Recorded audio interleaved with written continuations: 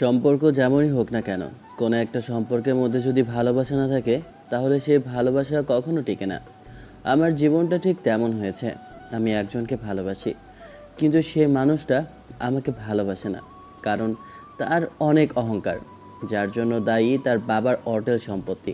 সে আমাকে একজন নিচু মনের মানুষ মনে করে। আপনারা হয়তো কিছুই বুঝতে পারতেছেন না, তাই না? তাহলে শুরু থেকেই আপনাদের সব কিছু খুলে বলছি। সেদিন আমি ঘুমিয়েছিলাম, তখনই হাতের ফোনটা বেজে উঠল। ফোনের স্ক্রিনে তাকিয়ে দেখি আর কেউ না, আমার বড় চাচা কল করেছেন। ফোনটা রিসিভ করতেই বড় চাচা বললেন, আরে আবির, তুমি এখনো বাসায় ঘুমিয়ে আছো? আজকে অস্ট্রেলিয়া থেকে তোমার চাচাতো বোন নীলা আসছে, আর তুমি এখনো রুমের মধ্যে শুয়ে আছো। যাও, এখনো এয়ারপোর্টে গিয়ে ওকে নিয়ে আসো। আমি গাড়ি পাঠিয়ে দিচ্ছি, তুমি গাড়িটা নিয়ে এয়ারপোর্টে যাও। নীলার কথা শুনতেই আমার মনের ভেতর কেমন যেন একটা আলোড়ন তৈরি হলো। ছোটোবেলার সেই কথাগুলো মনে পড়ে গেল। ছোটোবেলায় নীলার সাথে আমার কত খেলাধুলা হয়েছে। নীলা আমার থেকে বয়সে 4 বছরের বড়, কিন্তু আমাদের সেই ছোটোবেলার বন্ধুত্ব ছিল একদম অটল। দুজন দুজনকে ছাড়া এক মুহূর্ত থাকতে পারতাম না। এরপর নীলাকে ছোটোবেলায় পড়াশোনার উদ্দেশ্যে অস্ট্রেলিয়ায় পাঠানো হয়, আর আমি এখানেই থেকে যাই। আপনাদের কাছে তো আমার পরিচয়টাই দেওয়া হলো না। আমি আবির। আমার পরিবারে এখন আর কেউ নেই। একটা সড়ক দুর্ঘটনায় আমার বাবা মা দুজনেই মারা যান। আমার চাচা এই শহরের নামী ব্যবসায়ীদের মধ্যে একজন। আমার চাচার টাকার কোনো অভাব নেই। আমি আমার বাড়িতে একাই থাকি। যেহেতু পরিবার বলতে আমি একাই, তাই নিজেই রান্না করি আর মাঝে মাঝে চাচাদের বাসায় যাই। চাচার ব্যবসা বাণিজ্য দেখাশোনা করার জন্য আমি সেখানে ম্যানেজার হিসেবে আছি। আমি সেই ছোটোবেলা থেকেই নীলাকে ভালোবাসি। সে আমার থেকে বয়সে 4 বছরের বড় হতে পারে, কিন্তু তাকে যে আমি সেই ছোটোবেলায় মন দিয়ে ফেলেছিলাম, তাই তো আজ পর্যন্ত কাউকে আমি ভালোবাসতে পারিনি। আমি সবসময় শুধু ওর কথাই ভাবি। ওর স্মৃতি এবং যত ছবি আছে সবগুলো আমার কাছে একটা বক্সের মধ্যে যত্ন করে রাখা আছে, কোনো একদিন ওকে দেখাবো বলে। মনটা আজকে ভীষণ ভালো লাগছে, কারণ আজকে যাকে ভালোবাসি সে দীর্ঘ বছর পর দেশে ফিরছে। এর থেকে ভালো আর কি হতে পারে? এসব ভাবতে ভাবতে আমি রেডি হচ্ছিলাম এয়ারপোর্টে যাওয়ার জন্য। তখনই আবারও ফোনটা বেজে উঠল। এবার দেখি আমার বন্ধু রাহাত কল করেছে। রাহাত আমার ছোটোবেলার বন্ধু। সেই ছোটোবেলা থেকে আমাদের বন্ধুত্ব, দুজনের মধ্যে কত মিল। একসাথে খেলাধুলা, হাসি তামাশা, সব কিছুই একসাথে। কলটা রিসিভ করতেই ওপাশ থেকে রাহাত বলে উঠল, কিরে বন্ধু, কেমন আছিস? তোর তো এখন আর খোঁজ খবরই পাওয়া যায় না। আরে বন্ধু, আর বলিস না, নতুন অফিসে জয়েন করেছি। তাছাড়া দেখলেই তো, পড়াশোনাটাও শেষ করতে পারলাম না। কি কপাল আমার! আসলে সব কিছু ভাগ্য। কপালে যা না থাকে তার জোর করে পাওয়া যায় না। আবারও বুঝতে পারছি তোর মন খারাপ। আরে ভাই, দেখবি আল্লাহ পাক তোর জন্য ভালো কিছু রেখেছে। আচ্ছা, আজকে মনে হচ্ছে তোর মনটা কেমন যেন খুশি খুশি, কারণটা জানতে পারি? আমি গাড়ি নিয়ে আসতেছি, তারপর তোকে সামনাসামনি সব কিছু বলছি। এরপর গাড়িটা নিয়ে রাহাতের কাছে যাওয়ার উদ্দেশ্যে রওনা দিলাম। কিছুক্ষণ পর আমাদের সেই পুরনো জায়গায় গেলাম, যেখানে আমরা ছোটোবেলা থেকে আড্ডা দিতাম। গিয়ে দেখি রাহাত ওখানে বসে চা খাচ্ছে। আমাকে আসে দেখে রাহাত ডাক দিয়ে বলে উঠল, কিরে, কখনো তোকে গাড়ি করে আসতে দেখিনি, আজকে দেখি এত দামি একটা গাড়ি নিয়ে চলে এসেছিস। কাহিনি কি? তোর চাচা গিফট করলো নাকি? আর তোর যে গিফটের চাচা, সে তোকে আবার গাড়ি দেবে, এটা ভাবতেই তো আমার বেশ অবাক লাগছে। আরে না, গাড়িটা আমার না, গাড়িটা ওনার বড় মেয়ে, মানে আমার একমাত্র চাচাতো বোন নীলা চৌধুরীর। সে দেশে ফিরছে, তাকে রিসিভ করার জন্যই গাড়িটা আমাকে দেওয়া হয়েছে। ও আচ্ছা, তাহলে আমার বন্ধুর ক্রাশের জন্য এয়ারপোর্টে যাচ্ছে। এই জন্যই তো বলছি, আমার বন্ধু আজকে এত সুন্দর করে সেজেছে কেন। আমি একটা মুচকি হাসি দিলাম। দীর্ঘ নিঃশ্বাস ফেলে আকাশের দিকে তাকাতেই দুফোঁটা চোখের জল নিচে গড়িয়ে পড়ল। আমার এমন দৃশ্য দেখে রাহাত বলে উঠল, মন খারাপ করিস না বন্ধু, আমি জানি তোর সাথে যা হয়েছে তা একদমই উচিত হয়নি। যা তোর পাওয়ার কথা ছিল তুই তা না পেয়ে অন্য কিছু পেয়েছিস, কিন্তু দেখবি একদিন সব কিছুই তুই ফিরে পাবি। জানি না পাবো কি না, কিন্তু ছোটোবেলায় আব্বু আম্মু বলেছিল পৃথিবীর সব সুখী মানুষ নাকি আমি হব। আব্বু আমাকে বলেছিল আমার জন্য সব কিছু করবে। আম্মু বলেছিল আমি যা চাইবো তাই দেবে। কিন্তু দেখ এখন আমার কি পরিস্থিতি। আসলেই বন্ধু, পৃথিবীতে মা বাবার ছায়া ছাড়া কোনো সন্তানই বেঁচে থাকে যে কতটা কষ্ট আর বেদনাদায়ক সে শুধু মা বাবা হারা সন্তানই জানে। আমাকে এখনও চাচা কিছু বলেননি যে কেন নীলা এখানে আসে। ওর পড়াশোনাটা গত বছর শেষ হয়ে গিয়েছে, এতটুকু জানি, কিন্তু তখন আসেনি। আজকে হঠাৎ কেন আসে জানি না। কি বলিস, তুই জানিস না? আরে আমি তো আব্বুর কাছ থেকে শুনেছি। রাহাতের বাবা আর আমার চাচা দুজনেই খুব ভালো বন্ধু, তাই হয়তো রাহাতের বাবার কাছে শেয়ার করেছিলেন। আর রাহাত কথাটা শুনে আমাকে বলছে, আব্বু বলেছে তোর চাচা নাকি সপরিবারে অস্ট্রেলিয়াতে স্থায়ীভাবে চলে যাবেন, আর নীলা নাকি এখানকার অফিস দেখাশোনা করবে, এতটুকু আমি শুনেছি। আর সেজন্যই সে দেশে ফিরছে। তার মানে কি নীলার একটিবারেও জন্য আমার কথা মনে নেই? আমার সাথে তার ছোটবেলায় কাটানো স্মৃতির একটি কথাও তার মনে নেই? সে কি ভুলে গিয়েছে আমার কথা? এসব ভাবতে ভাবতে মনটা খারাপ হয়ে যায়। কত কি ভেবেছিলাম, হয়তো নীলা সবার মতো না, কিন্তু বাস্তবে একই হলো। আমি জানি তুই নীলাকে পছন্দ করিস, ভালোবাসিস, কিন্তু দেখ ও এখন বর্তমান বড়লোক বাবার একমাত্র মেয়ে, হয়তো সম্পর্কে তোর চাচাতো বোন, কিন্তু সে কখনো তোকে ভালোবাসবে বলে মনে হয় না। কিন্তু বন্ধু, বিশ্বাস কর, আমি ওকে নিঃস্বার্থভাবে ভালোবাসি। এতটা ভালোবাসি যে ওর জায়গায় আমি কখনো অন্য কাউকে দিতে পারবো না। তোর ভালোবাসা যদি সত্যিই খাঁটি আর পবিত্র হয় তাহলে দেখবি তুই কখনো নিরাশ হবি না। আল্লাহ তাআলা অবশ্যই তোর ভালোবাসা তোকে ফিরিয়ে দেবেন, এটা তুই বিশ্বাস রাখ, আল্লাহর উপরে ভরসা রাখ। রাতের সাথে আরও কিছু সময় কথা বলে আমি গাড়িটা নিয়ে এয়ারপোর্টের উদ্দেশ্যে রওনা দিলাম। কিছুক্ষণ পর এয়ারপোর্টের সামনে গাড়িটা পার্ক করলাম। বেশ কিছুক্ষণ পর দেখলাম এয়ারপোর্ট থেকে একটা মেয়ে নেমে আসে। মেয়েটা সম্ভবত সুন্দরী। ভালো করে তাকিয়ে দেখি মেয়েটা আর কেউ না, আমারই চাচাতো বোন নীলা। নীলা আমার কাছে এসে অবজ্ঞার সুরে বলল, তুমি তুমি কি ড্রাইভার? আব্বু কি তোমাকে পাঠিয়েছে? না, মানে আমি আবির। কোন আবির? ঠিক চিনতে পারলাম না তো তোমাকে। কথাটা শুনে মন থেকে খুব কষ্ট পেলাম, কিন্তু মুখে প্রকাশ করলাম না। কারণ যে মানুষটাকে এতটা ভালোবাসি সে মানুষটা আজ আমাকে চিনতেই পারছে না। তাই আমি বললাম, না, আসলে আমি আপনাদের কোম্পানিতে জব করি। আচ্ছা, বুঝতে পারলাম, কিন্তু তাহলে আব্বু ড্রাইভারকে না পাঠিয়ে তোমাকে কেন পাঠালো? তোমার তো কোম্পানিতে থাকার কথা। আমি আসলে স্যারের পার্সোনাল পিএ, তার জন্যই আমাকে স্যার পাঠিয়েছেন। আর আপনি আসবেন বলে আজ অফিস ছুটি দেওয়া হয়েছে। ও আচ্ছা, বাইরে প্রচণ্ড গরম লাগছে, ভেতরে আসো, এসিটা চালাও আর গাড়িটা নিয়ে চলো বাসায় যাই। অনেক দিন হলো আমি বাসায় ফিরিনি, দীর্ঘ বছর পর বাসায় এসেছি, মনে হয় না আগের মতো সব কিছু আছে। কষ্ট হয়তো বুকটা ফেটে যাচ্ছে, কিন্তু কিছু বলার নেই। যে মানুষটাকে এতটা ভালোবাসি সে মানুষটা এতটা পরিবর্তন হয়ে যাবে ভাবতেও পারিনি। সে একটিবারের জন্য জিজ্ঞেস করলো না যে আমি কোন আবির বা আমার কি অবস্থা। আচ্ছা, তোমাকে না কেন জানি মনে হয় কোথাও যেন দেখেছি। আচ্ছা বাতো, তোমার মতো চেহারার অনেক মানুষই থাকতে পারে, আমি অস্ট্রেলিয়ায় দেখে থাকতে পারি। আচ্ছা বলো, তুমি আমাদের কোম্পানির সব কিছু বোঝো তো? হ্যাঁ, আমি বর্তমানে কোম্পানির সব কিছুই গুছিয়ে নিয়েছি। আর স্যার আমাকে বলেছেন আপনাকে সব কিছু বুঝিয়ে দেওয়ার জন্য।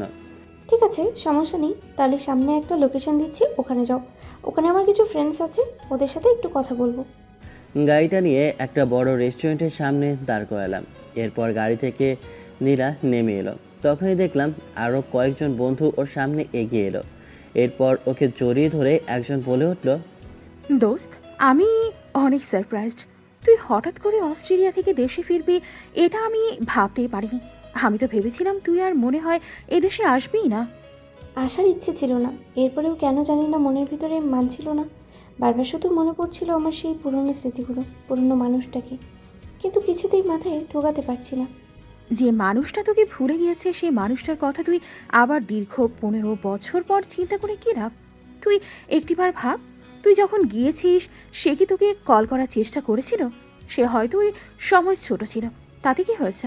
সে তো কোথাও থেকে তোকে একটা কল করে জিজ্ঞেস করতে পারতো, তোর কোনো খোঁজ নিতে পারতো। সে যখন নেয়নি তাহলে কেনই বা তুই ওর কথা মনে করিস? আরে না, বাদ দে, ওর কথা ভাবছি না। এমনিতেও আব্বুরা অস্ট্রেলিয়ায় চলে যাবে, আর এখানকার অফিসের দায়িত্বটা আমাকেই দিয়ে দিচ্ছে। নীলার সাথে কথা বলার সময় গাড়ির সামনে দাঁড়িয়ে থাকা আবিরকে দেখে, কী রে দোস্ত, ছেলেটা কি তোর সাথে এসেছে? দেখতে তো খুবই হ্যান্ডসাম, দেখেও ভালো মনে হচ্ছে, দেখলে তো ক্রাশ খেতে ইচ্ছে করে। এই ছেলেটাকে জানতে পারি কি? আরে ও আমার পার্সোনাল বিয়ে, আব্বু পাঠিয়েছে ওকে। ওই বর্তমানে আমাকে অফিসের কাজ বুঝিয়ে দেবে আর আমার টেক কেয়ার করবে। কি বলবো দোস্ত, এত সুন্দর ছেলে বিয়ে, আমি হলে তো নিজের বয়ফ্রেন্ড বানিয়ে নিতাম। ফারজানার কথা শুনে আমার কেন জানি না একটু হিংসে হলো। প্রথমে এই ছেলেটাকে দেখে আমারও কেন জানি না মনের ভিতরে একটা অন্যরকম ফিলিংস হচ্ছিল, কিন্তু এখন ওর কথা শুনে কেমন যেন একটু জেলাস ফিল করলাম। আচ্ছা তোরা থাক, আমাকে এখনই বাসায় যেতে হবে। নীলা গাড়িতে উঠতেই আমি গাড়িটা চালিয়ে বাসার উদ্দেশ্যে রওনা দিলাম।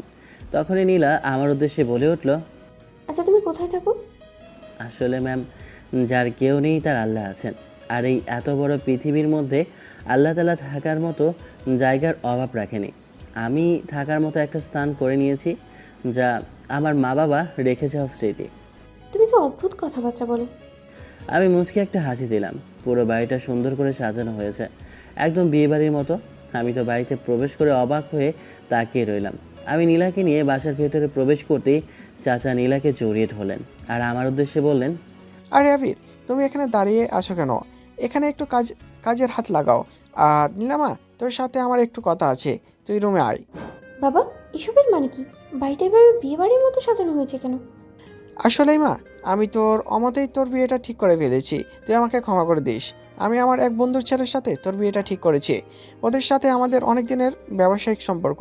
আসলে এক সময় তাদের সাথে আমাদের এক প্রকার শত্রুতা ছিল, তাই আমি তোর এই বিয়ের মাধ্যমেই সম্পর্কটা ভালো করার চেষ্টা করছি। তুই আমত করিস না প্লিজ মা। কিন্তু বাবা, আমি ছোটবেলা থেকেই তোর সব কথা শুনেছি, যা বলেছিস তাই মেনেছি। তুই কি আমার একটা কথা রাখবি না মা? আমি আর কিছু বললাম না, চুপ করে রইলাম, কারণ আমি যাকে মনে মনে ভালোবাসতাম সে মানুষটাকে তো আর পেলাম না। তাই আব্বুর কথাই আমি মেনে নিলাম।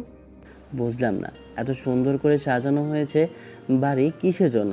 মনে হয় বিয়ে বাড়ি, কিন্তু কার বিয়ে মাথায় ঢুকছে না। তখনই দেখলাম রাহাতকে। আমি বললাম, রাহাত, আরে তুই এখানে? বুঝলাম না, আস্তে আস্তে এত মেহমান আসছে কেন?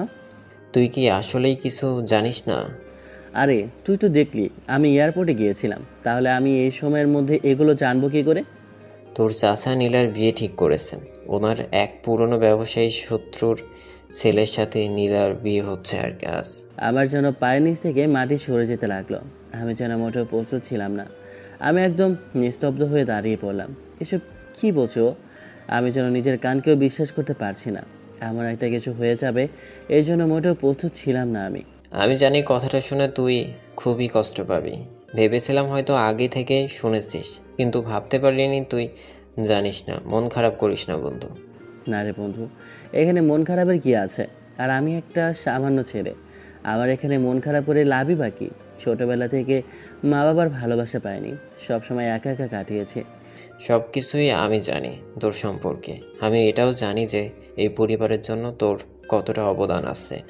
চোখের পানি কাউকে আমি বুঝতে দিইনি, নিজের মনে একাই কেঁদেছি। দেখতে দেখতে সন্ধ্যা হয়ে গেল, বিয়ের লগ্ন চলে এলো। বিয়ের পিঁড়িতে বসলো নীলা, কিন্তু অনেক সময় পার হয়ে যাওয়ার পরও বরযাত্রী আসার কোনো নামগন্ধ নেই। এক একজন এক এক কথা বলছে।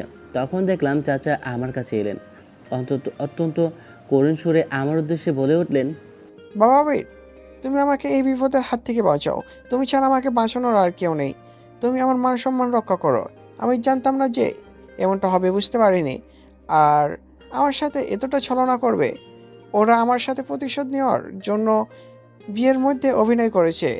ওরা আসবে না। এখানে আমার মান সম্মান সব কিছু ধূলিসাৎ হয়ে যাবে। তুমি এই বিয়েটা করো বাবা। তুমি আমার মান সম্মান রক্ষা করো। আমি তোমার কাছে হাত জোর করছি। চাচার এই অনুরোধ আমি আর প্রত্যাখ্যান করতে পারলাম না। আমি রাজি হয়ে গেলাম। এরপর দেখতে দেখতে আমার আর নীলার বিয়েটা সম্পন্ন হয়ে গেল। রাত গভীর, আমি দাঁড়িয়ে আছি ছাদের ওপর, মুখে আমার জ্বলন্ত সিগারেটের ধোঁয়া বাতাসের সাথে মিশে যাচ্ছে। আকাশের দিকে তাকিয়ে দীর্ঘ একটা নিঃশ্বাস পেলাম।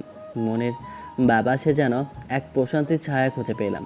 অন্যরকম একটু ভালো লাগা যেন মনের ভেতর থেকে আসতে লাগলো।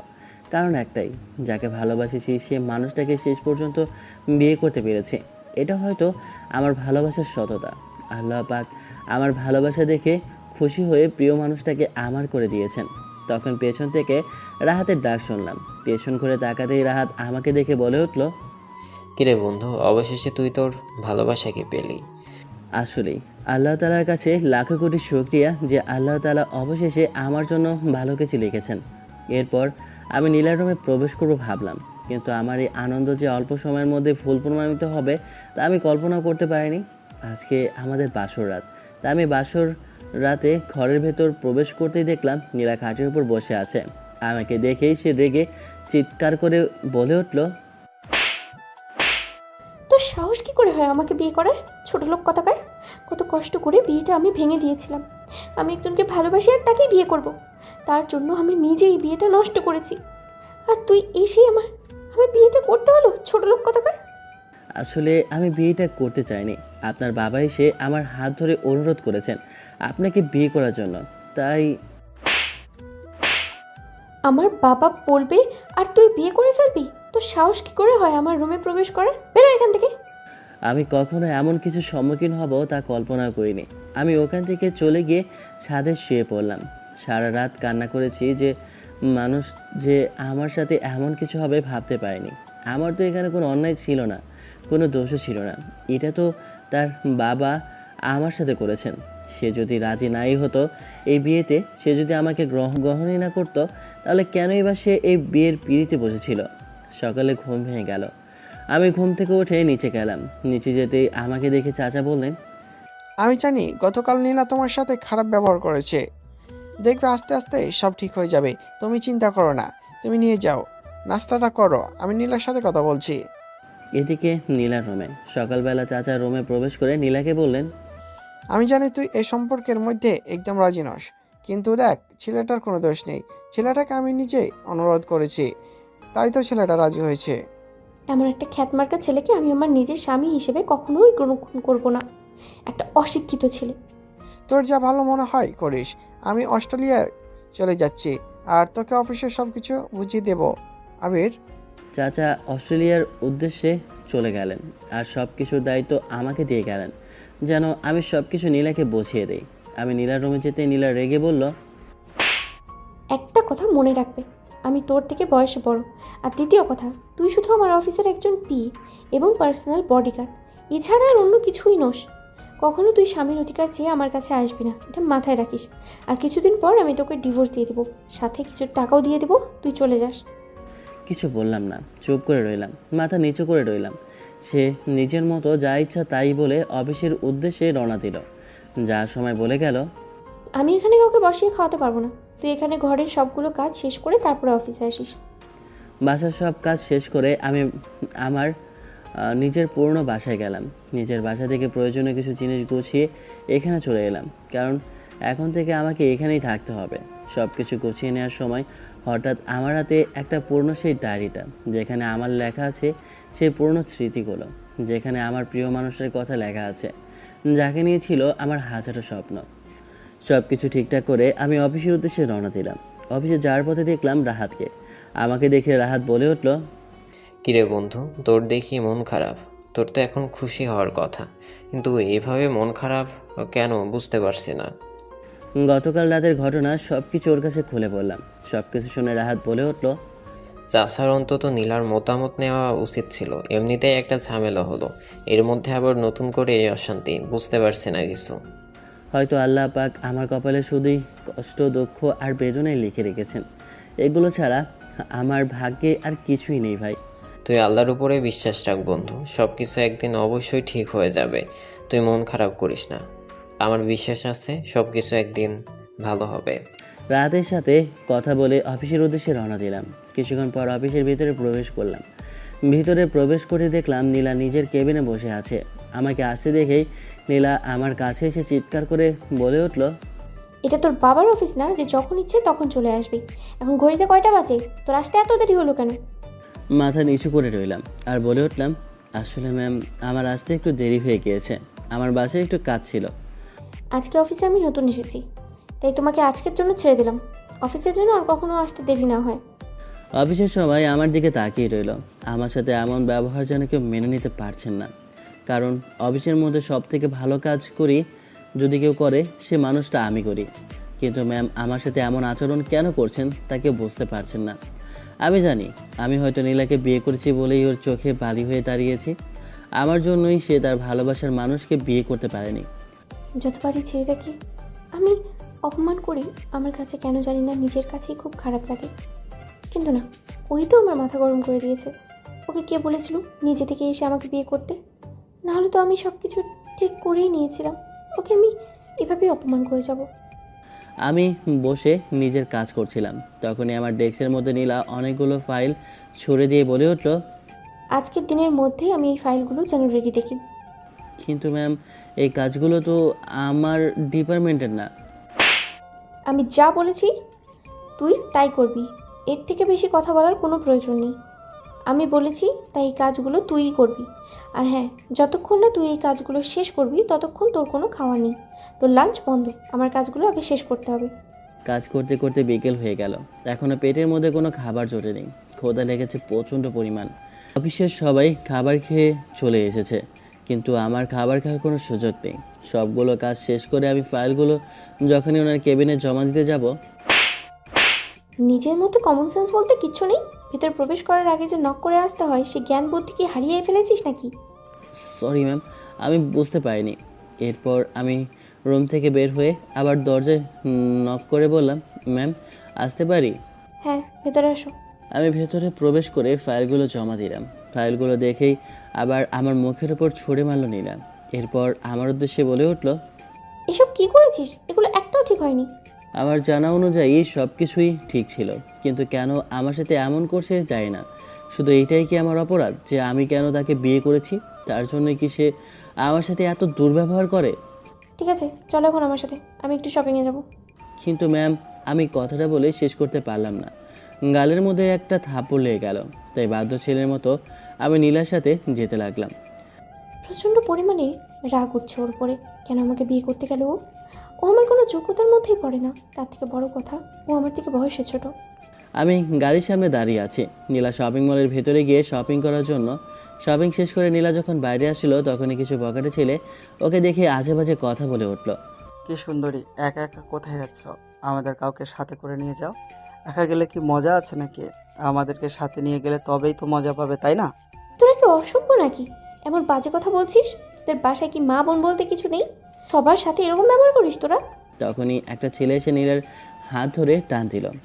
আরে সুন্দরী, আমাদের ঘরে সব কিছুই আছে, কিন্তু তোমার মতো একটা সুন্দরী বউ নেই। তুমি যদি আসো তাহলে তো ভালোই হয়। বদমাইশ ছেলে কোথাকার, তোরা জানিস আমি কে? তুই এই রাজু মাস্তানের গায়ে হাত তুলেছিস, তুই জানিস না আমি কে? এই হাতে কত মেয়ের সে সর্বনাশ করেছি, তার কোনো ইয়াত্তা নেই। তুই আমার গায়ে হাত তুলেছিস, আজকে তোর রক্ষা নেই।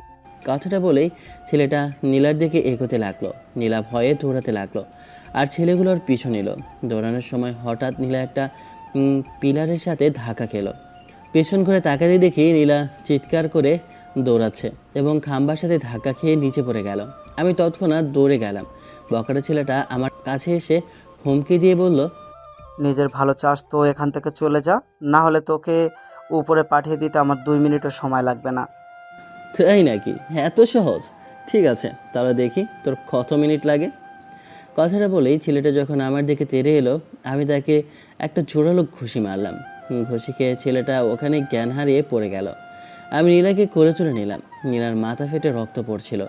ওর তখনও সামান্য জ্ঞান ছিল। ও দেখলো যে আমি ওকে কোলে তুলে নিয়েছি, কিন্তু ও কিছুই বলল না। আমি ওকে নিয়ে দ্রুত হাসপাতালে চলে গেলাম। হাসপাতালে নিয়ে যাওয়ার পর ডাক্তাররা ওকে ব্যান্ডেজ করে দিলেন। কেন জানি না, আবির যখন আমাকে স্পর্শ করলো আমার বুকের ভিতরটা কেমন যেন তোলপাড় হতে শুরু করলো। আমার মনের ভিতরে এক অন্যরকম অনুভূতি হতে লাগলো। কেন এমন হচ্ছে জানি না। আমি এখনও ছেলেটার সম্পর্কে কিছুই জানি না। ওর ব্যক্তিগত পরিচয়ও আমার জানা নেই। ম্যাম, আমার ডিউটির সময় তো এখন শেষ হয়ে গিয়েছে। এখন কি আপনি আমাকে ছুটি দেবেন? আসলে দুপুর থেকে পেটে কিছু পড়েনি, কিছু খাওয়া হয়নি আমার। আসলেই এতটা নির্দয় হওয়া আমার উচিত হয়নি। ঠিক আছে, সমস্যা নেই, তুমি এখন গিয়ে কিছু খেয়ে নাও। ঠিক আছে, আমি সন্ধ্যায় বাসায় আসবো। কথাটা বলে ওখান থেকে আমি চলে গেলাম। বাসায় এসে কিছু রান্না করে খাওয়া দাওয়া করে শুয়ে পড়লাম। আজকে আর নীলার বাসায় গেলাম না। কেন জানি না, শুধু বারবার ওই ছেলেটার কথাই মনে পড়ছে যে এটা আজকে না থাকলে যে কী হতো। কিন্তু ওর স্পর্শ কেন আমি জানিও না বারবার আমাকে অতীতের কোনো এক স্মৃতিতে নিয়ে যায়। কেন বারবার মনে হয় আমার সেই ছোটোবেলার ভালোবাসার মানুষ নিলয় এর কথা, যাকে আমি ভালোবেসেছিলাম, কিন্তু সে আমাকে ধোঁকা দিয়েছে। আজ পর্যন্ত তার কোনো পাত্তা নেই। একটিবারও আমার সাথে দেখা করতে আসেনি। সেও আমার থেকে বয়সে ছোটই ছিল, কিন্তু সে কখনো আমার খোঁজ নেয়নি। তার পরিবার নাকি দেশ ছেড়ে চলে গিয়েছে। বাবা বলেছিল আমার ছোট চাচা আর চাচি নাকি দেশ ছেড়ে সপরিবারে বাইরে চলে গেছে। আপনাদের গল্পটা বোঝার সুবিধার্থে বলে দিই, আমার বাবা মা মারা যাওয়ার পর আমাদের অর্ধেক সম্পত্তির মালিক হয়ে যান আমার বড় চাচা।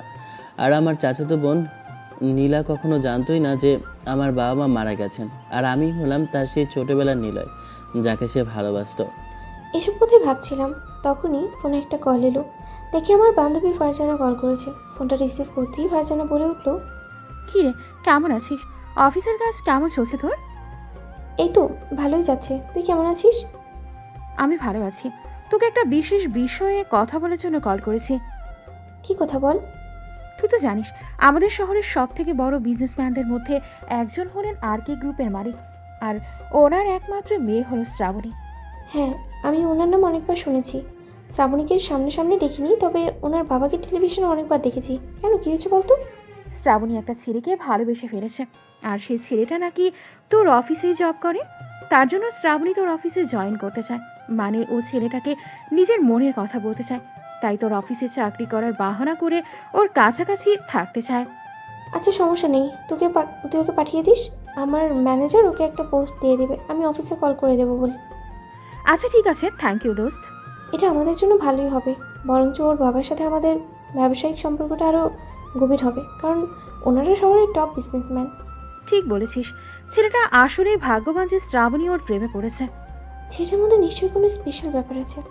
আরও কিছু সময় কথা বলে আমি কলটা কেটে দিলাম।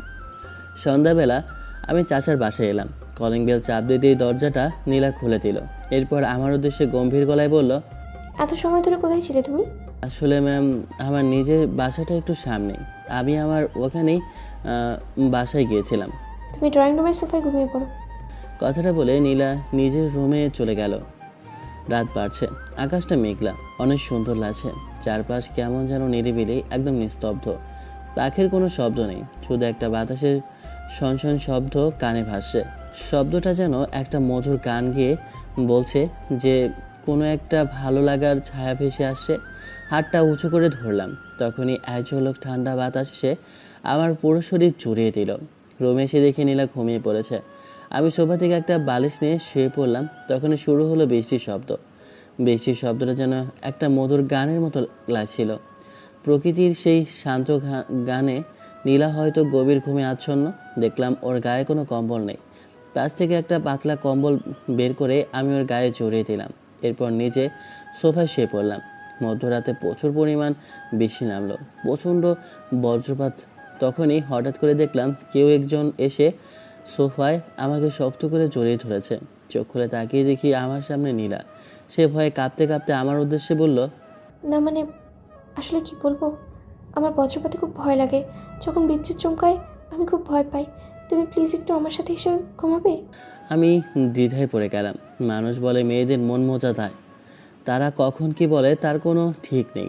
কি বলবো কিছুই বুঝতে পারছিলাম না, কিন্তু তার সেই সুন্দর মায়াবী মুখের দিকে তাকিয়ে আমি আর না করতে পারলাম না। আমি বলছি কোনো সমস্যা হবে না, আমার সত্যি খুব ভয় লাগছে। তুমি প্লিজ খাটের এক পাশে এসে ঘুমাও, মাঝখানে একটা কোলবালিশ দিয়ে বর্ডার দিয়ে দেবো।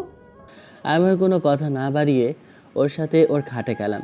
এরপর আমি এক পাশে শোলাম আর মাঝখানে একটা কোলবালিশ দিয়ে দিলাম। মধ্যরাতে হঠাৎ আমি বুঝতে পারলাম বুকের ওপর কেমন যেন একটা ভার অনুভব করছে। ভালো করে তাকিয়ে দেখি এটা নীলা। ও কোলবালিশ সরিয়ে আমাকে জড়িয়ে ধরে ঘুমাচ্ছে। ওকে সরাইতে চাইলাম না, কারণ আমার কেন জানি নিজের কাছে খুব ভালো লাগছিল। ওর মায়াবী মুখটা যেন আমার মনটা কেড়ে নিয়েছে। ওর চোখ দুটো আমার কাছে বারে বারে হরিণীর চোখের মতো লাগে। জানি না আমি এই মায়াবী পরিটাকে কখনো নিজের করে পাবো কিনা। তখনই মনে হলো ও তো অন্য কাউকে ভালোবাসে, তাহলে আমি এমন ভাবছি কেন? আসলে আবির, তুমি বড্ড বোকা, কারণ তুমি যে পৃথিবীর সব থেকে হতভাগা মানুষ। আমি অনেকবার চেষ্টা করলাম ওর থেকে দূরে সরতে, কিন্তু ও ঘুম ঘরে আমাকে ছাড়লো না। সকালে ঘুম থেকে উঠে দেখি আমি আবিরকে শক্ত করে জড়িয়ে ধরে আছি। এটা দেখার পর মাথাটা কেমন জানি গরম হয়ে গেল। আমি তৎক্ষণাৎ উঠে দাঁড়িয়ে আমি তখনও আদৌ ঘুমেছিলাম। তখনই আমাকে ঠাস করে দুটো থাপ্পড় বসিয়ে দিল নীলা, আর রাগস্বরে বলে উঠল, তোর সাহস কী করে হয় আমাকে জড়িয়ে ধরার? একটু পাশে ঘুমাতে দিয়েছি বলে তুই এমন সুযোগ নিবি? তোর থেকে আমি এটা আশা করিনি। আমি ভেবেছিলাম তুই হয়তো একটু আলাদা, একটু ভালো মানুষ হবি, কিন্তু তুই যে এতটা খারাপ তা ভাবতেও পারতাম না। সে আমাকে এভাবে অপমান করে অনেক কিছু বলে ওখান থেকে চলে গেল। আমি কিছু বললাম না, চুপ করে মাথা নিচু করে রইলাম।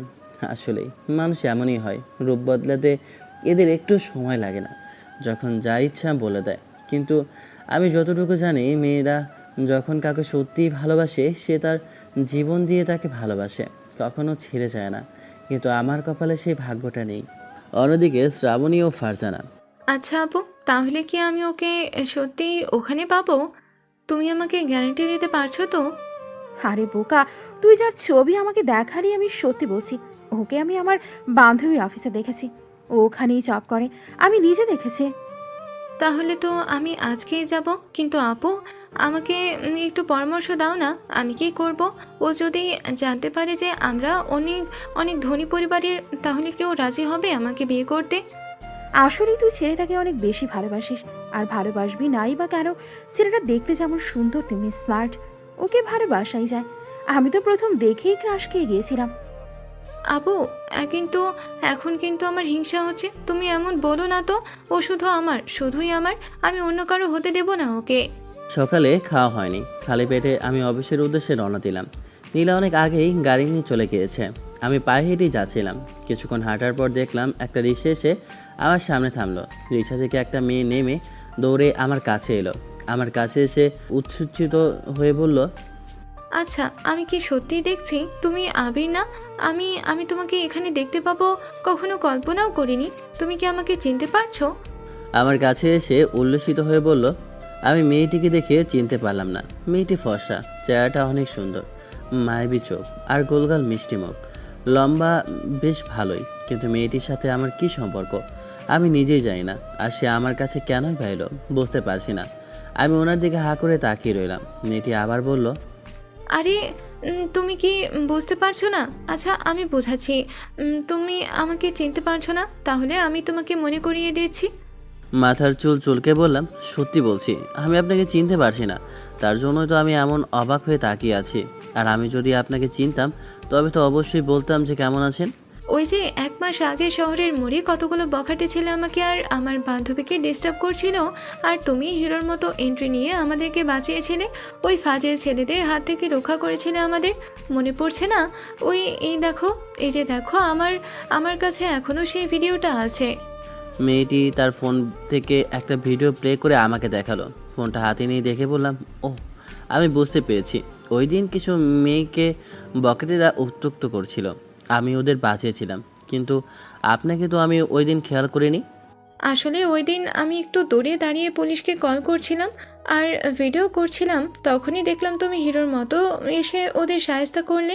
সত্যি বলতে আমি তখন থেকেই তোমার তোমার অনেক বড় ফ্যান হয়ে গিয়েছি। ও আচ্ছা আচ্ছা, তা আপনি এখানে? আপনি তো বললেন শহরের মানুষ, এখানে হঠাৎ কোনো কাজ ছিল নাকি?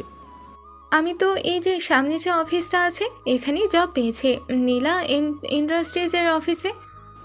আরে, আমিও তো ওই অফিসেই জব করি। মেয়েটি খুশিতে হাত বাড়িয়ে দিয়ে বলল, তাহলে তো দারুণ হলো, আমরা দুজন আজ থেকে বন্ধু। আমি শ্রাবণী, আর তোমার নাম তো জানাই, আমি জানি। আমি মুচকি একটা হাসি দিয়ে হাত বাড়িয়ে দিলাম। মেয়েটি হাত মিলিয়ে বলল, চলো না দুজন একসাথে রিক্সায় করে অফিসে যাই। হাতের ঘড়িটার দিকে তাকিয়ে দেখি সময় অনেক হয়ে গিয়েছে। এখন অফিসে লেট করে গেলে নীলা আমার সাথে কি আচরণ করবে আল্লাহ জানেন। তাই আমি শ্রাবণীকে বললাম, হ্যাঁ তাড়াতাড়ি যেতে হবে। রিক্সাওয়ালা রিক্সা চালানো শুরু করলো। আর কিছুক্ষণ পর আমরা অফিসের সামনে এসে পৌঁছালাম। এরপর দুজন একসাথে অফিসের ভেতর প্রবেশ করতে লাগলাম। আমি আর শ্রাবণী দুজনে একসাথে অফিসের মেন গেট দিয়ে ঢুকছি। নীলার কেবিনে চারপাশ গ্লাস দিয়ে ঘেরা, ভেতর থেকে বাইরের সব কিছু দেখা যায়, কিন্তু বাইরে থেকে ভেতরে কিছু দেখা যায় না। ওনার ওয়ান ওয়ে গ্লাস। আমরা ভেতরে প্রবেশ করা মাত্রই আমি কেবিনেই বসেছিলাম, তখনই দেখলাম আবির একটা মেয়ের সাথে গল্প করতে করতে অফিসের ভিতরে প্রবেশ করছে। কেননা জানি না, নিজের অজান্তেই মনের ভিতর প্রচণ্ড হিংসে হতে লাগলো।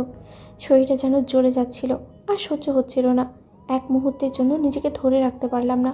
আমি আমার কেবিন থেকে হন হন করে বাইরে বেরিয়ে ওদের সামনে গিয়ে দাঁড়ালাম আর রাগান্বিত স্বরে বললাম, অফিসে এখন সময় কত, আর তোমরা কয়টায় এসেছো?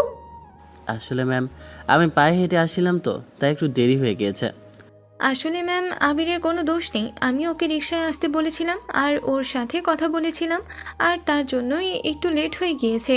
তুমি মনে হয় এই অফিসে নতুন জয়েন করেছো, তাই তোমাকে আমি এখন কিছু বলছি না। তুমি ভেতরে যাও, আকাশ তোমাকে তোমার ডেস্ক দেখিয়ে দিবে।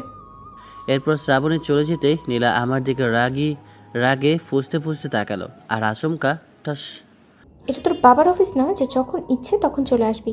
আর হ্যাঁ, এখানে কোনো প্রেম করার আখড়া খুলে রাখিনি যে মেয়েদের হাত ধরে গল্প করতে করতে অফিসে ঢুকবি। এখানে শুধু কাজ হবে, অন্য কিছু না, মনে থাকে যেন।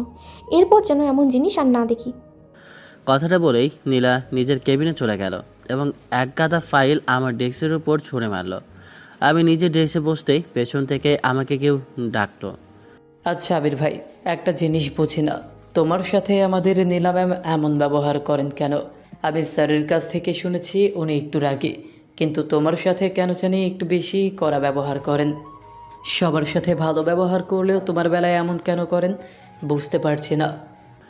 আসলে আকাশ ভাই, পৃথিবীতে যদি কোনো হতভাগা মানুষ থাকে সেই মানুষটা আমি, তার জন্যই হয়তো এমন হয়। এমন কথা বলছো কেন ভাই? পৃথিবীতে মা বাবার ভালোবাসা হচ্ছে সব থেকে দামি ভালোবাসা। এই ভালোবাসার কোনো বিকল্প হয় না। তাই তুমি হাজারটা কষ্ট পেলেও মা বাবার কথা মনে করে প্রশান্তি পাবে। আমি কোম্পানির ম্যানেজার ছিলাম, কিন্তু আমার চাচা যাওয়ার সময় বলে গেছেন যেহেতু নীলা নতুন, তাই আমি যেন ওকে সব কাজ বুঝিয়ে দিই। তাই আমি আপাতত ওর পিএ হিসেবে কাজ করছি, আর ম্যানেজারের দায়িত্বটা আকাশকে দেওয়া হয়েছে। আকাশ আমাদের অফিসে বেশ কিছুদিন হলো জয়েন করেছে, কিন্তু আমার ব্যক্তিগত জীবন সম্পর্কে ও কিছুই জানে না। আমি একটা দীর্ঘ নিঃশ্বাস ফেলে আকাশের উদ্দেশ্যে বললাম, আমার পৃথিবীতে কেউ নেই ভাই, আমি একদম একা। আর আপনি এখন চান আমি একটু কাজ করি। আমি কাজ করতে লাগলাম, তখনই পেছন থেকে মিষ্টি একটা ডাক শুনলাম। কেমন আছো আবির? আরে তুমি তো ওই সময় জিজ্ঞেস করলে কেমন আছো, বারবার জিজ্ঞেস করার কি আছে? আর তোমার কেবিনটা দেখছি আমার কেবিনের ঠিক পাশেই।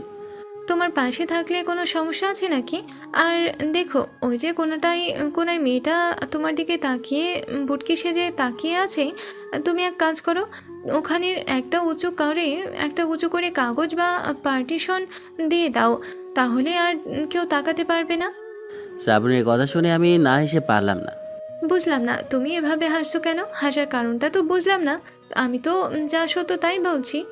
আরে তুমি এভাবে সিরিয়াসলি নিচ্ছ কেন? ওরা তাকিয়ে থাকুক না, তাতে আমার কি আসা চায়? আচ্ছা সেটা বলো, তুমি এখানে জব করছো কেন? তোমাকে দেখে তো মনে হয় কোনো বড়লোক পরিবারের মেয়ে, অথচ এখানে সাধারণ একটা চাকরি করছো। এ না মানে আমি সে কি বলবে বুঝতে পারছিল না, তখনই আকাশ সেখানে চলে এলো। আবির ভাই, একটু এদিকে আসেন না, আপনার সাথে একটা জরুরি কথা আছে আমার। আকাশ কি জন্য আমাকে ডাকলো বুঝতে পারলাম না। ওর পাশে গেলাম, তখন আকাশ ফিসফিস করে আমাকে বলল, ভাই, নতুন যে মেয়েটা জয়েন করেছে শ্রাবণী, আপনি দেখছি ওকে আগে থেকেই চেনেন। প্লিজ ভাই, মেয়েটাকে না আমার ভীষণ পছন্দ হয়েছে, কিন্তু আমি ওনাকে বলতে পারছি না। আমার খুব ভালো লেগেছে ওনাকে। এখন আমি কি করব একটু বলেন না? দেখো ভাই, তোমার যেহেতু ভালো লেগেছে, এখন আমি কি করব? তুমি এক কাজ করতে পারো, ওনাকে ইমপ্রেস করার চেষ্টা করতে পারো। যদি সত্যিই ভালো লাগে তবে মনের কথা খুলে বলতে পারো, কিন্তু ওনারও তো তোমাকে ভালো লাগতে হবে, তাই না? একজনের ভালোবাসায় তো কখনো সম্পর্ক গড়ে ওঠে না, দুজন দুজনের প্রতি টান থাকতে হয়। ভাই, আপনি তো দেখছি একদম প্রেমিক পুরুষ, সব কিছুই আপনার জানা আছে। আসলেই ভাই, আপনাকে কবি বলা উচিত। আমি মুচকি একটা হাসি দিয়ে নিজের কেবিনে চলে গেলাম। ওদিকে শ্রাবণী আবারও আমার ডেস্কে এসে কথা বলছিল। আমরা কথা বলছিলাম, তখনই কেবিনের ভেতর থেকে নীলা আমাদের দেখছিল। মেয়েটা তো নির্লজ্জ কেন? অন্য একটা পুরুষের সাথে এভাবে গায়ে পড়ে কথা বলছে কেন? আর আমারই বা কেন এমন লাগছে? মুখটা কেন ফেটে যাচ্ছে? শরীরটা জ্বলছে কেন এই দৃশ্য দেখে? ওখান থেকে গিয়ে ওদের আলাদা করতে ইচ্ছে করছে। মাথাটা একদম গরম হয়ে যাচ্ছে। নিজেকে আর কন্ট্রোল করতে না পেরে নীলা কলিং বেল বাজাতে লাগলো। বাইরে থেকে বেল বাজার শব্দ শুনে আকাশ তাড়াহুড়ো করে ম্যামের কেবিনে প্রবেশ করলো। তখনই ম্যাম রাগে সুরে আকাশকে বললেন, কতবার তোমাকে ডাকতে হয়? একবার বেল বাজারে পাওয়া যায় না কেন? কোথায় ছিলে তুমি? সরি ম্যাম, একটু কাজের ব্যস্ততায় ছিলাম। আসলেই আমি আন্তরিকভাবে দুঃখিত। এখানে কি আমি বসে বসে নাটক দেখার জন্য রেখেছি তোমাকে? অফিসের কাজ হচ্ছে নাকি পিরিত হচ্ছে? আর তুমি ম্যানেজার হয়ে এখানে কি করছো? কি বলছেন ম্যাম? নীলা নিজের টেবিল থেকে উঠে রাগী দৃষ্টিতে আকাশের দিকে তাকিয়ে বলল, মেয়েটির সাহস কি করে হয় এভাবে গল্প করার? আর আবির কাজ না করে এইসব কি করছে? কই ম্যাম, আমি তো দেখলাম আবির নিজের কাজই করছে, আর ওই মেয়েটাই তো এসে কথা বলছে। বেশি কথা বলছো তুমি। চাকরিটা হারতে চাও নাকি? সরি ম্যাম, ভুল হয়ে গিয়েছে, আমাকে মাফ করবেন। আমি আসলে এখনও বিয়ে শাদী করিনি। আপনি আমাকে চাকরি থেকে বাদ দিলে আমার ভবিষ্যৎ অন্ধকার হয়ে যাবে ম্যাম। যদি সব কিছুই বোঝো তাহলে এখন চুপচাপ আবিরকে আমার কেবিনে পাঠিয়ে দাও। ওর ডেস্কটা আজ থেকে আমার কেবিনের ভিতরেই হবে। আমি বসে নিজের মনে কাজ করছিলাম, তখনই আকাশ আমার কাছে এসে বলল, ভাই একটা কাণ্ড ঘটেছে। আবার কি হলো? আপনাকে এখান থেকে ম্যামের কেবিনে শিফট করা হয়েছে। আপনি এখন থেকে ওখানেই বসে কাজ করবেন। কেন বুঝলাম না। আমাকে নীলার কেবিনে নিয়ে যাওয়া হচ্ছে কেন? কিছুই মাথায় ঢুকছে না। আমি কেবিনের মধ্যে প্রবেশ করতেই নীলা আমার কাছে এসেই ঠাস ঠাস। তুই অফিসে কি কাজ করতে এসেছিস নাকি প্রেম প্রীতি করতে এসেছিস? মেয়েটার সাথে ওইভাবে হাসাহাসি করে কি কথা বলছিলি তুই? কিন্তু ম্যাম আমি তো কিছু করিনি। কথাটা শেষ করতেই পারলাম না, আবারও ঠাস করে একটা থাপ্পড় পড়লো কালে। তোকে শেষবারের মতো ওয়ার্নিং দিলাম, এই অফিসে যদি জব করতে হয় তবে কারোর সাথে ফালতু কথা বলতে পারবি না। আর আজ থেকে তুই এখানেই বসবি এবং আমার চোখের সামনে কাজ করবি। কী আর করব, আমি এক কোনায় বসে কাজ করতে লাগলাম। কাজ করতে করতে লাঞ্চের সময় হলো। আমি খেতে যাব, তখনই শ্রাবণী আমাকে ডেকে বলল, আচ্ছা আবির, তোমার সাথে অফিসের ম্যাম এমন করে কেন? প্রায়ই দেখি উনি তোমার সাথে খুব খারাপ ব্যবহার করেন। আর তোমার সাথে কি ওনার আগের কোনো শত্রুতা আছে নাকি অন্য কিছু? শুধুই তোমার সাথে এমন মিসবিহেভ করেন উনি? ওগুলো নিয়ে আমি চিন্তা করি না। আচ্ছা তুমি বলো, এখন তো লাঞ্চের সময়, তুমি খাবে না? আর তার জন্যই তো এখানে এসেছি, কিন্তু তুমি এখনো বসে আছো কেন? সবাই তো খেতে চলে গেছে, তুমি যাবে না? আসলে আমি এখন খেতে যাব না, আমার হাতে অনেক কাজ বাকি, তাই এখন যাচ্ছি না। তুমি খেয়ে আসো, আমার তেমন ক্ষুধা নেই। সেটা বললে তো হবে না। তোমার সাথে আমার আজকে মাত্র ভালো করে পরিচয় হলো। তুমি জানো না আমি আজ এখানে তোমার জন্যই এসেছি? মানে তোমার কথা বুঝলাম না। আসলে আমি বলতে চাচ্ছি যে আমি তোমাকে সাথে করে নিয়ে যেতে এসেছি, কারণ আজকে আমি তোমাকে ট্রিট দেব। আরে না, আজকে মাত্র আমাদের বন্ধুত্ব হলো, আর তুমি বলছো তুমি আমাকে ট্রিট দেবে? বরঞ্চ আমারই তোমাকে ট্রিট দেওয়া উচিত। সমস্যা নেই, তুমি যখন স্যালারি পাবে তখন দিও। আর কে বলেছে আজকে মাত্র বন্ধুত্ব হলো? আমরা তো ফ্রেন্ডশিপ সেই দিনেই করে ফেলেছি যেদিন তো আমি তোমাকে প্রথম দেখেছিলাম। শ্রাবণী এক প্রকার জোর করে আমাকে একটা অনেক বড় রেস্টুরেন্টে নিয়ে গেল। এত বড় রেস্টুরেন্ট দেখে আমি ঘাবড়ে গিয়ে বললাম, এই এখানে বিল কত টাকা আসবে তুমি জানো? আমার তো কোনো ধারণাই নেই। আমি জীবনে মনে হয় এত বড় রেস্টুরেন্টে কখনো আসিনি, আর তুমি আমাকে এখানে নিয়ে এসেছো। কত বিল হবে কোনো হিসাব আছে? তোমার এসব নিয়ে চিন্তা করতে হবে না, খাবারের বিল আমি দেব।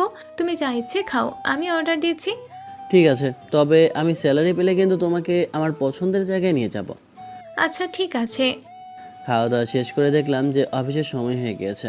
এরপর অফিসের ভিতরে প্রবেশ করব, তখনই দেখলাম মেন গেটে নীলা দাঁড়িয়ে আছে। নীলার সামনে পড়তেই ও আমাকে রাগে কাঁপতে কাঁপতে, অফিসের লাঞ্চের সময় কখন শেষ হয়েছে আর তুমি কখন এসেছো? তোমার এখানে এসি রুমে থাকার কোনো প্রয়োজন নেই, আমার সাথে চলো। নীলা কেমন জানি অতিরিক্ত রেগেছিল। আমি যখনই শ্রাবণের সাথে থাকি কেন জানি না ও আমার উপর এতটা অত্যাচার করে। নীলা সবার সামনে আমাকে থাপ্পড় মারলো। আমি মাথা নিচু করে রইলাম, আমার চোখ দিয়ে পানি পড়ছিল। অফিসের কতগুলো মানুষ আমার দিকে তাকিয়ে হাসাহাসি করছে। আমি যেন সবার মাঝে এখন হাসির পাত্র হয়ে দাঁড়িয়েছি। তখনই নীলা আমাকে পেছনের গ্যাসের দিকে নিয়ে গেল। আমার মুখের ওপর এক মগ পানি ছিটিয়ে মেরে একটা ময়লা গাড়ির সামনে এনে বলল, তোমার শাস্তি হচ্ছে এই ময়লা গাড়িটা তুমি নিজে হাত দিয়ে পরিষ্কার করবে মিস্টার আবির। ম্যাম আমার কাজ তো এটা না। আমি হচ্ছে অফিসের বস, আমি যা চাইবো তাই করব। আর তোমাকে এমন শাস্তি দেওয়াই উচিত। বুঝতে পেরেছি, আমি তাকে বিয়ে করেছি বলে সে আমার উপরে এত ক্ষিপ্ত।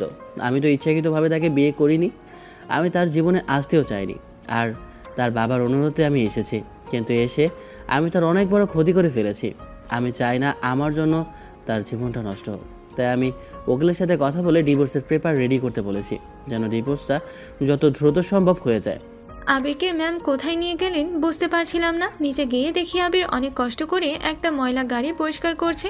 দৃশ্যটা দেখে আমার বুকের ভেতরটা কেমন যেন কেঁদে উঠল। আমার ম্যামের উপর এতটা রাগ হচ্ছিল যে মনে হচ্ছিল এখনই সব কিছু ধ্বংস করে দিই। না আবির, আমি তোমাকে আর কোনো কষ্ট পেতে দেব না। আমি আগামীকালই আমার মনের কথা তোমাকে বলবো, আর এরপর তোমাকে এখান থেকে নিয়ে যাব। আমি জানি তুমি হয়তো অনেক কষ্টে আছো। তোমার সম্পর্কের সব কিছুই আমি খোঁজ নিয়ে জেনেছি। তুমি একা, তোমার পরিবারের কেউ নেই। তুমি তোমার চাচার অফিসে জব করো, আর তোমার নিজের চাচাতো বোনই তোমার সাথে এমন দুর্ব্যবহার করে। আমি চাই না আমার ভালোবাসার মানুষটা এভাবে ধীরে ধীরে কষ্ট পাক। মাথাটা প্রচণ্ড ব্যথা করছে, কেন জানি না বারবার মনে হচ্ছে আমি আবিরের সাথে খুব বড় ভুল করেছি। ওর কষ্টগুলো যেন আমার নিজেকেই কষ্ট দিচ্ছে। আর ও যখন অন্য কোনো মেয়ের সাথে কথা বলে আমার ভিতরটা কেন জানি না যন্ত্রণায় ফেটে যায়। কেন এমনটা হচ্ছে বুঝতে পারছি না। এসব ভাবতে ভাবতে গাড়িটা নিয়ে বাসার ভিতরে পৌঁছালাম। বাসায় প্রবেশ করে রুমে যাওয়ার সময় হঠাৎ একপাশে আবিরের ছোট্ট ঘরটা দেখতে পেলাম, যেখানে ওর কিছু জিনিস রাখা আছে। কেন জানি মনে হলো ওর ঘরের ভেতরে একটু প্রবেশ করি। ভেতরে প্রবেশ করে দেখি এক কোণে একটা ব্যাগ ঝুলছে, পাশে অনেকগুলো বই। মনে হয় আবির পড়াশোনা করতে অনেক পছন্দ করতো। তখনই দেখলাম টেবিলের উপর একটা ডায়েরি রাখা। কৌতূহলবশত ডায়েরিটা খুলে দেখতেই আমার পায়ের নিচ থেকে যেন মাটি সরে গেল, কারণ ডায়েরির প্রথম পাতায় আমার সেই ছোটোবেলার একটা ছবি দেখতে পেলাম। আর পাশে দেখলাম আমার সেই ছোটোবেলার চাচাতো ভাই নিলয়ের ছবি, যাকে আমি মন থেকে ভালোবাসতাম। আমাদের দুজনের ছবি আবিরের এই ডায়েরির মধ্যে কি করে এলো? ডায়েরির পাতা উল্টাতেই আমি ওর লেখাগুলো পড়তে লাগলাম। আবিরের ডায়েরি থেকে, সবার জীবনে কষ্ট থাকে, হয়তো আমার জীবনে কষ্টের পরিমাণটা একটু বেশি, কারণ আমার বাবা মা আর বেঁচে নেই। বাবা মা বেঁচে থাকতে ভালোবাসা নামক কোনো কিছুরই কমতি ছিল না আমার। হ্যাঁ, আমি সেই হতভাগা আবির আহমেদ নিলয়। ছোটোবেলায় একজনকে খুব পছন্দ করেছিলাম, একজনকে খেলার সাথী বানিয়েছিলাম। সে ছিল আমার নিজেরই চাচাতো বোন, বয়সে আমার থেকে 4 বছরের বড়। কিন্তু বয়সে ব্যবধান থাকলেও তাকে যে ভালোবেসে ফেলেছিলাম তা কখনো মুখ ফুটে বলতে পারিনি। আমার বাবাকে বলে আমার চাচা ওকে অস্ট্রেলিয়া পাঠিয়ে দেয় পড়াশোনার জন্য, কিন্তু এর কিছুদিন পরেই আমার বাবা মা একটা সড়ক দুর্ঘটনায় মারা যান। আমাদের কোম্পানির যে অর্ধেক শেয়ার ছিল তা সম্পূর্ণভাবে আমার চাচা নিজের নামে করে নেন। আমি অনেকবার চেষ্টা করেছিলাম আমার সেই প্রিয় মানুষটার সাথে কথা বলার জন্য, কিন্তু চাচা আমাকে কখনো তার সাথে যোগাযোগ করতে দেয়নি। ভেবেছিলাম সে হয়তো পড়াশোনা নিয়ে খুব ব্যস্ত, অনেক বড় কিছু হবে, তাই আর বিরক্ত করিনি। শুধু মন থেকে তাকে ভালোবেসে গেছি। ওর ছবিগুলো আঁকড়ে ধরে রাখতাম। জানেন তো, আজকের সব থেকে হতভাগা মানুষটা আমি, কারণ আজ আমার প্রিয় মানুষটার বিয়ে হচ্ছিল অন্য একজনের সাথে। কিন্তু আল্লাহ তাআলা হয়তো আমার কান্না শুনেছেন, তাই তো ওর হবু বর বিয়ে ভেঙে পালিয়ে যায়। তখন চাচা ওনার মান সম্মান বাঁচাতে আমার হাত ধরেন এবং ওনার অনুরোধে নীলার সাথে আমার বিয়ে হয়। আমার অনেক স্বপ্ন ছিল, যে স্বপ্নটা পূরণ হলো। ভেবেছিলাম আল্লাহ আমার কথা শুনেছেন, কিন্তু বাসরাতে প্রবেশ করতেই আমার সেই স্বপ্ন ভেঙে চুরমার হয়ে গেল। কারণ আমার সেই ভালোবাসার মানুষটা আমাকে চরমভাবে প্রত্যাখ্যান করলো। সে আমাকে একটুও চায় না। সে আমাকে একটা এতিম, ছোট লোক আর অশিক্ষিত খ্যাত ছাড়া কিছুই ভাবে না। সে আমার থেকে মরতে চায়। আমি তাকে বিয়ে করেছি বলে সে অনেক কষ্ট পাচ্ছে। আমি আমার প্রিয় মানুষটাকে আর কষ্ট দিতে চাই না, তাই তো আমি নিজের তরফ থেকে ডিভোর্সের পেপার রেডি করে রেখেছি। তাকে মুক্ত করে দিতে চাই। আমার নামে যতটুকু শেয়ার আমার বাবা লিখে রেখেছিলেন সব কিছু আমি নীলার নামে লিখে দিয়েছি। আমি সবগুলো কাগজে সাইন করে রেখেছি। সে যখন এগুলো পাবে তখন যেন ভালো থাকে তার মনের মানুষের সাথে।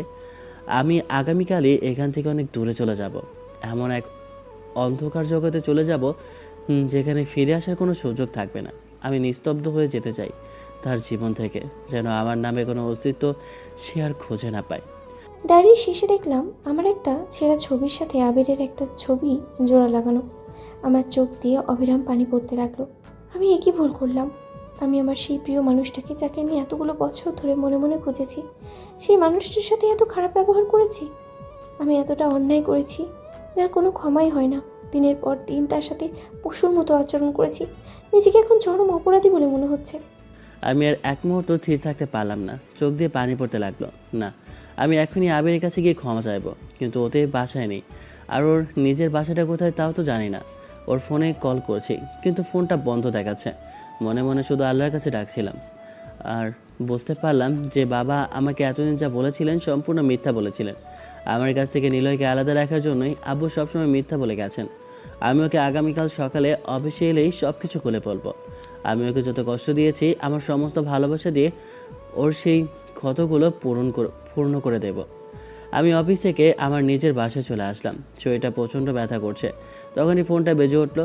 দেখি একটা অজানা নাম্বার। ফোনটা রিসিভ করব কি করব না দ্বিধায় পড়লাম। এরপর রিসিভ করতে উপাস থেকে মিষ্টি কণ্ঠে একটা মেয়ে বলে উঠলো, কেমন আছো আবির তুমি? বসতে আর বাকি রইল না যে এটা শ্রাবণী। শ্রাবণী আমার উদ্দেশ্যে বলল, আমি জানি তুমি আজ অনেক কষ্ট পেয়েছো, কিন্তু তোমাকে আর কষ্ট পেতে হবে না। আমি তোমাকে একটা বিশেষ কথা বলতে চাই। আগামীকাল তুমি সকালে একটু জলদি অফিসে চলে এসো প্লিজ। শ্রাবণী কথাটা বলে কলটা কেটে দিল। কি হয়েছে বুঝতে পারলাম না। ও কি এমন কথা বলবে যাতে আমার কষ্ট চলে যাবে? মেয়েটা আসলে অদ্ভুত। হঠাৎ করে অফিসে জয়েন করলো, আবার বলছে আমার কষ্টের কথা। ওকে দেখে মনে হয় ও যেন আমার প্রতি বেশি দুর্বল। এত কিছু না ভেবে আমি শুয়ে পড়লাম। আগামীকাল অফিসে যাওয়াটাই হবে আমার শেষ যাওয়া। আর কখনো আমি ওই অফিসে যাব না, কারণ আমি ডিভোর্স লেটারে সাইন করে দিয়েছি আর আমার সমস্ত শেয়ার নীলার নামে লিখে দিয়েছি। চোখ দিয়ে দুফোঁটা জল গড়িয়ে পড়লো, কিন্তু কিছু করার নেই। এটা ভেবেই আমি চোখ বন্ধ করলাম। সকালে আজকে খুব সুন্দর করে রেডি হয়ে আমি অফিসের উদ্দেশ্যে রওনা হলাম। আমার একটাই উদ্দেশ্য, আজকে আমি আবিরকে আমার মনের সব কথা বলবো। আমি ওকে প্রথম দেখাতেই ভালোবেসে ফেলেছি। সে কথা আজকে ওকে জানিয়ে নিজের আপন করে নেব। আমি ওকে আর ওখানে কষ্ট পেতে দেব না। সারা রাত ঘুমাতে পারিনি, শুধু আবিরের কথাই ভেবেছি। একটিবার মনে হচ্ছিল ছুটে যাই ওর কাছে, ওর পা ধরে ক্ষমা চাই যে আমার ভুল হয়েছে, তুমি আমাকে ক্ষমা করে দাও। কিন্তু ও কোথায় থাকে তাও তো যেতে পারছি না, না জানার কারণে। সকালে ওকে দেখেই জড়িয়ে ধরে বলবো, আমি তোমাকে কতটা ভালোবাসি। আমি জানি অন্যায় করেছি, ওর প্রতি এতটা অবিচার করা আমার উচিত হয়নি। আমি তো জানতাম না যে ও আমার সেই ছোটবেলায় নিলয়। সকালবেলা ঘুম থেকে উঠে ফ্রেশ হয়ে আমি অফিসের উদ্দেশ্যে রওনা দিলাম। আজকে হয়তো এই শহরে আমার শেষ দিন। আমি ট্রেনের টিকিট কেটে ফেলেছি। আজকে এদের ছেড়ে চলে যাব। সব কিছু গুছিয়ে রেখেছি, কাউকে কিছু জানাইনি, কারণ আজকে শেষবারের মতো শুধু নীলাকে দূর থেকে একটু দেখে চলে যেতে চাই। অফিসে যাচ্ছি আর মনে মনে আজকে যেন একটু বেশি খুশি। নিজের প্রিয় মানুষটাকে মনের কথা বলতে পারবো, আর এর থেকে আনন্দের আর কী বা হতে পারে। নিজের দামি মার্সিডিজ গাড়িটা নিয়ে আমি অফিসের সামনে পৌঁছালাম। অফিসে রওনা দেবো তখনই ওনার ম্যানেজার আমাকে একটা মেসেজ পাঠালো যে শহরের সবথেকে বড় কোম্পানি আরকি গ্রুপের মালিকের মেয়ে শ্রাবণী আজকে আমাদের অফিসে আসছেন কোনো একটা বিশেষ কারণে। কিন্তু হঠাৎ উনি কেন আসছেন তা ভেবে বেশ অবাক হচ্ছিলাম। অফিসে যাওয়ার পর মনে পড়ে গেল গতকাল রাতে শ্রাবণী আমাকে সকালে আসতে বলেছিল। আমি একটু সকালে এসেছি, এখনও অফিসে কেউ আসেনি আমি ছাড়া। অফিসের সামনে দাঁড়াতেই দেখলাম পেছন থেকে কেউ আমাকে ডাকলো। তাকিয়ে দেখি আমার পেছনে একটা দামি মার্সিডিজ গাড়ির সামনে শ্রাবণী দাঁড়িয়ে আছে। আমি অবাক হলাম, কারণ এই গাড়িটা অত্যন্ত দামি। সাধারণত যারা কোটিপতির সন্তান তারা ছাড়া এমন গাড়ি কেউ ব্যবহার করে না। আমার চাচার নিজেরই মাত্র দুটো সাধারণ গাড়ি আছে, অথচ শ্রাবণীর কাছে এত দামি গাড়ি। শ্রাবণীকে নিয়ে আমার একটু সন্দেহ হলো। ও মুচকি হাসি দিয়ে আমার কাছে এসে বলল, আবির কেমন আছো? আমি জানি তুমি ভালো নেই, তোমার মুখ দেখেই আমি বুঝতে পারি যে তোমার মন ভালো নেই। সত্যি আবির, আমি তোমার কষ্টগুলো মন থেকে উপলব্ধি করতে পারি। শ্রাবণীর মুখে এমন কথা শোনার জন্য আমি মোটেও প্রস্তুত ছিলাম না। ও কি করে বুঝলো আমার মন ভালো নেই? তখন শ্রাবণী আলতো করে আমার হাতটা ধরলো। তুমি মন খারাপ করো না, আমি তোমার সব কিছু জানি। আর আমি তোমাকে এখানে একটা কথা বলতে চাই, যে কথাটা তুমি প্লিজ আমাকে ফিরিয়ে দিও না, তাহলে কিন্তু আমি খুব কষ্ট পাবো। শ্রাবণী, তুমি কি বলছো? আমি তো কিছু বুঝতে পারছি না। আর আমার মন খারাপ থাকবে কেন? আমি সবসময় ভালো থাকি, হাসি খুশি থাকি। আমার যতই কষ্ট থাকুক না কেন, সবগুলো কষ্ট আমি একাই সামলে নিই। আমি জানি তুমি মুখে যা বলো তোমার অন্তরে তা থাকে না, তুমি তা লুকানোর চেষ্টা করো। শ্রাবণী আমার হাতটা শক্ত করে চেপে ধরে বলল, আবির, আমি তোমাকে একটা কথা বলতে চাই, যা আমার মনের ভেতরে এতদিন যাবৎ লুকিয়ে রেখেছিলাম। সেই কথাটি আজকে তোমাকে আমি প্রকাশ করতে চাই। কি কথা শ্রাবণী? আমি তো কিছুই বুঝতে পারছি না। আবির, আমি তোমাকে যেদিন প্রথমবার ওই বখাটেদের হাত থেকে বাঁচাতে দেখেছিলাম, তোমার ওই হিরোর মতো এন্ট্রি নেওয়া, তোমার ওই এসব দিক আমার ভালো লাগে। তোমার ওই পরোপকারী মন, সত্যি বলতে এসব সব কিছুই আমার ভালো লাগে।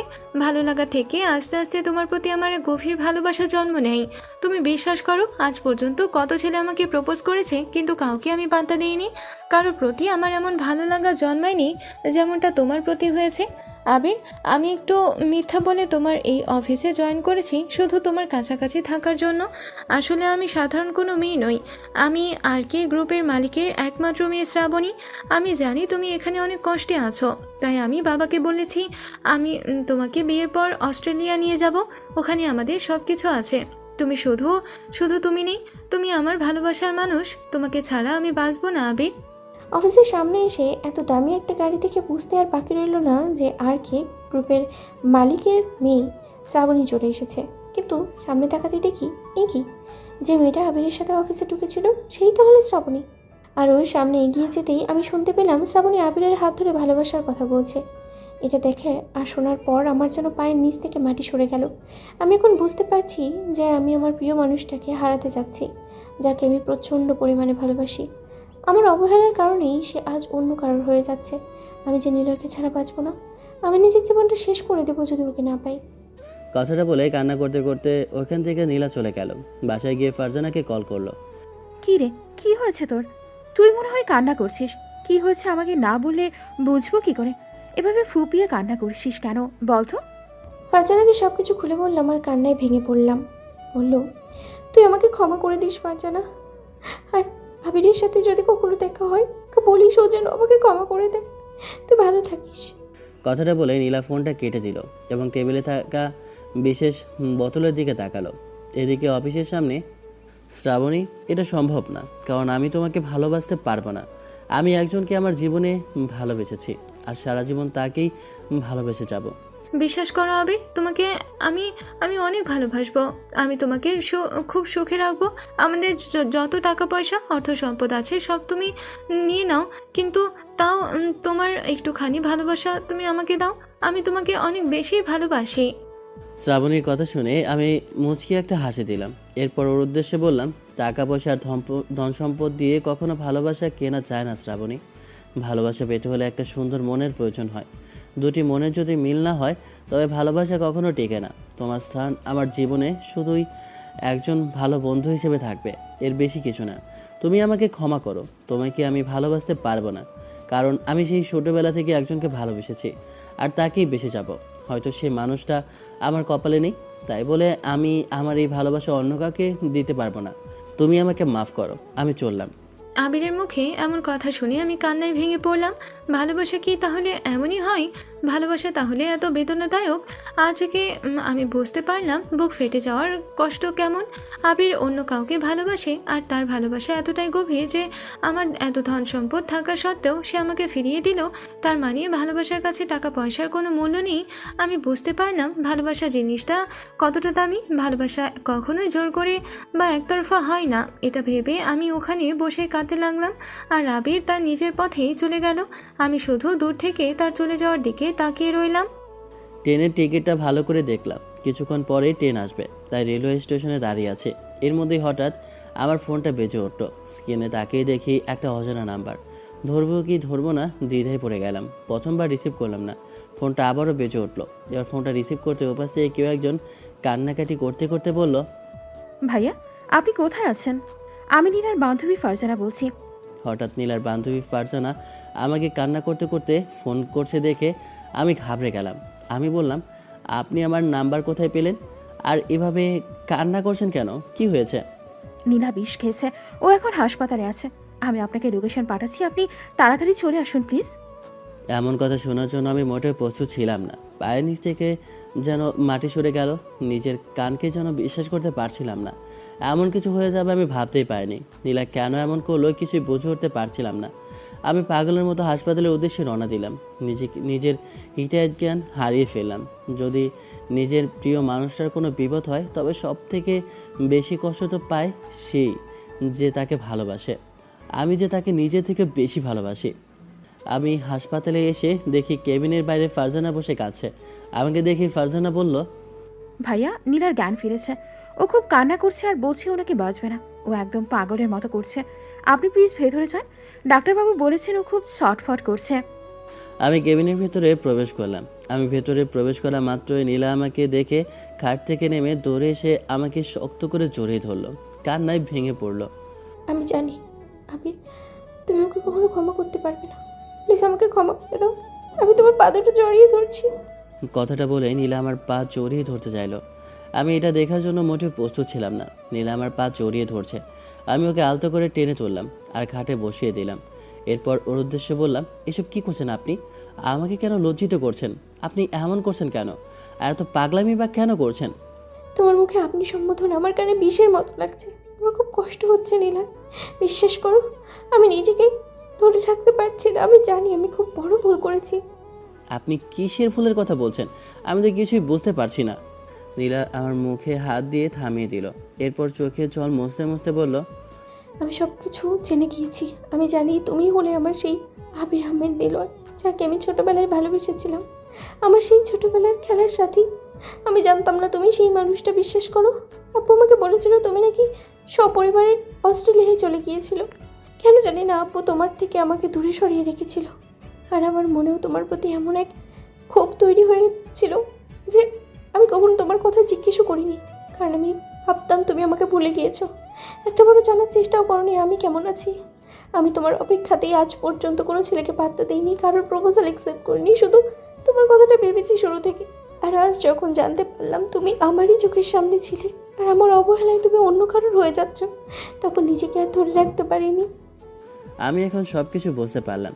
আমাদের এই ভুল বোঝাবুঝির পেছনে ছিলেন ওনার বাবা, আর আমি না বুঝে কত বড় একটা অন্যায় করে ওর থেকে দূরে চলে যাচ্ছিলাম। আমি আর কিছু বললাম না, আমার চোখ দিয়ে পানি পড়ছিল। আমি ওর চোখের জল মুছে দিয়ে ওকে বুকে টেনে নিলাম। বেশ কিছুক্ষণ পর নীলা আমার বুকে মাথা রেখে শান্ত হয়ে শুয়ে রইল। ও ফিসফিস করে বলল, তোমার এই বুকে আমাকে সবসময় ভাবে আঁকড়ে রাখবে তো নিলয়? হ্যাঁ অবশ্যই। আমি আমার এই অহংকারী সিনিয়র বউটাকে সারা জীবন আমার এই বুকে রাখতে চাই। আমি জানি আমার এই বউটা অনেক কষ্ট পেয়েছে, আর ওকে কষ্ট পেতে দেব না। ওর কপালে একটা চুমো দিয়ে কথাটা বললাম। আমার সেবায় নীলা আস্তে আস্তে সুস্থ হয়ে উঠল। এরপর আমরা দুজন একসাথে বাসায় ফিরে এলাম। সন্ধ্যাবেলা আমি রুমে শুয়েছিলাম, তখন নীলা রুমে এলো। আমি সোফায় যাওয়ার জন্য বালিশটা হাতে নিতেই নীলা ধমক দিয়ে বলল, বালিশ নিয়ে তুমি আবার কোথায় যাচ্ছ শুনি? কেন? আমি সোফায় ঘুমাতে যাচ্ছি। আমার তো আর সবার মতো ভাগ্য ভালো না যে খাটে ঘুমাবো। কি বললি তুই? কথাটা বলেই নীলা আমার হাত থেকে বালিশটা কেড়ে নিয়ে দূরে ছুঁড়ে ফেলে দিল। এরপর আমার কলারটা চেপে ধরে টান দিয়ে খাটের ওপর ফেলে দিল। আজকে আমি তোকে শাস্তি দেবো। কেন তুই খাটে ঘুমাবি না? আর আমি তোকে বলেছি না যে তুই... আমি কিছু বলবো তার আগে নীলা আমার ঠোঁট দুটো নিজের দখলে নিয়ে নিল। বেশ কিছুক্ষণ পর ছেড়ে দিয়ে ও মুচকি হাসলো। আমি হাঁপাতে হাঁপাতে বললাম, একটা নিরীহ ছেলের উপর এত অত্যাচার করা কি তোমার ঠিক হচ্ছে ম্যাম? অত্যাচারটা কোনো কিছুই করিনি, এটা তো মাত্র শুরু। এখন দেখো কি করি। কথাটা বলে আমার উপর মিষ্টি অত্যাচার শুরু করলো নীলা। এই মধুর অত্যাচার যে কতটা রোমান্টিক তা শুধু দুজন ভালোবাসার মানুষই বুঝতে পারবে। আমাদের মধ্যে ভালোবাসার যে মধুর যুদ্ধ শুরু হলো, সেই যুদ্ধের অবসান ঘটলো আমাদের জীবনে একটা ছোট্ট মিষ্টি বাবুর আগমনের মাধ্যমে। তো গল্পটা কেমন হয়েছে অবশ্যই কমেন্ট করে জানাবেন। আর গল্পটা এখানেই শেষ করছি। ভালো থাকবেন, সুস্থ থাকবেন। আল্লাহ হাফেজ, দাদা, বাই বাই, হ্যাপন, আল্লাহ হাফেজ।